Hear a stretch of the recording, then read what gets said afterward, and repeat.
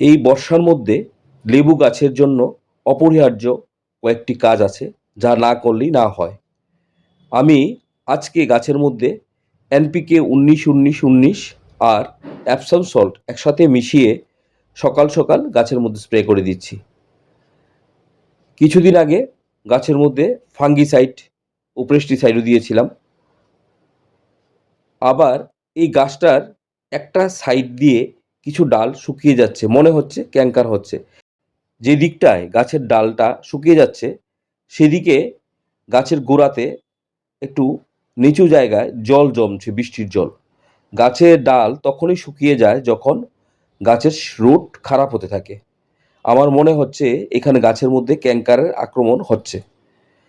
আমি কিছুদিনের মধ্যেই ওই দিকটার মধ্যে একটা ড্রেন কেটে জলটা নিষ্কাশনের ব্যবস্থা করে দেব, কিন্তু এটা অনেক দেরি হয়ে গেছে, আরও আগেই করা আমার উচিত ছিল। যাদের বাড়িতেও এরকম লেবু গাছের গোড়াতে জল জমে যাচ্ছে, অবশ্যই গাছের গোড়াতে ড্রেন করে দিয়ে জলটা নিষ্কাশনের ব্যবস্থা করে দেবেন। নতুবা লেবু গাছের শিকড় নষ্ট হয়ে গেলে কিন্তু একবার ক্যাঙ্কার রোগ ধরে গেলে গাছকে রক্ষা করাটা ভীষণ কষ্ট। আমি এখানে মাটির মধ্যে যেই দিকটায় রুট এফেক্ট হয়েছে মনে করেছি, সেখানে আমি কিছুদিন আগে হিউমিক অ্যাসিড এবং ব্লাইটক্স ফাঙ্গিসাইড দুটোকে একসাথে জলের সাথে মিশিয়ে গাছের চারিদিকে মাটির মধ্যে দিয়ে দিয়েছি। আপনাদের কিছু বলার থাকলে অবশ্যই কমেন্টস করে জানাবেন। আমি যে সবটা জানি এমন না, আমিও আপনাদের থেকে অনেক কিছু শিখে নিই। আমিও ইউটিউব থেকে দেখে দেখে অনেক কিছু শিখি।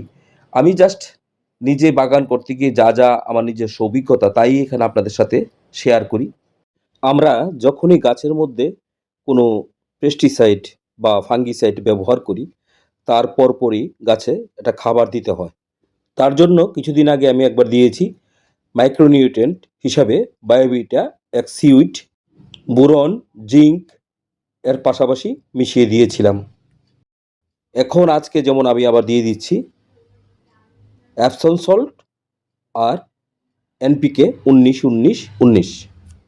এরকমভাবে যদি আমরা খাবারগুলি দিয়ে দিই গাছের মধ্যে, তাহলে গাছ তার রোগ প্রতিরোধ ক্ষমতা বৃদ্ধি করতে পারে এবং গাছের মধ্যে যেই ফলগুলি এখন আছে তার জন্য তার বিভিন্ন পুষ্টিযুক্ত খাবার বিশেষভাবে দরকার হয়। তার জন্য এই খাবারগুলি দিয়ে দিলে গাছ তার ফলগুলি দ্রুত বৃদ্ধি করে এবং তার মধ্যে রসেও ভরপুর হয় এবং ফলের মিষ্টতাও অনেক গুণে বেড়ে যায়।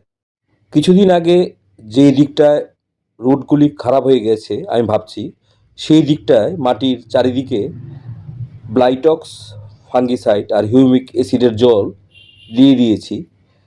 এটা 10-15 দিন হয়ে গেছে। এখন ভাবছি আমি ওই জায়গাটায় আবার নতুন করে ট্রাইকোডার্মা ভিরিড জলের সাথে মিশিয়ে গাছের শিকড় বরাবর চারিদিকে একবার দিয়ে দেব। এরকমভাবে আমরা যদি ট্রিটমেন্ট করি মাটির এবং গাছের রুটের, আশা করি তাহলে রুট ঠিক হয়ে যাবে এবং নতুন করে ফিডার রুটগুলি আবার তৈরি হবে। তাহলে গাছ নতুন পাতা, কচি পাতা দেখা দেবে এবং ভবিষ্যতে ক্যাঙ্কার রোগটিও অনেকাংশে কমে যাবে। তবে উপরের যে ডালগুলি শুকিয়ে গেছে সেই ডালগুলিকে কেটে ওইখানে একটু ফাঙ্গিসাইডও লাগিয়ে দিতে হবে। এই ছিল বন্ধুগণ আজকের প্রতিবেদন। আপনারা অবশ্যই কমেন্টস করে জানাবেন এইখানে নতুন কোনো কিছু সংযোজন করা প্রয়োজন কিনা। আপনাদের মতামত আমার কাছে অবশ্যই এটি বিশেষ গুরুত্বপূর্ণ ভূমিকা রাখে। এই বলেই এখানে আজকের এই প্রতিবেদন শেষ করছি। সম্পূর্ণ ভিডিওটা দেখার জন্য আপনাদেরকে ধন্যবাদ জানাচ্ছি। আপনাদের কাছে যদি এই প্রতিবেদনটি ভালো লাগে অবশ্যই লাইক করবেন, শেয়ার করবেন এবং সাবস্ক্রাইব করে এক নজরে ব্লগের পাশে থাকবেন।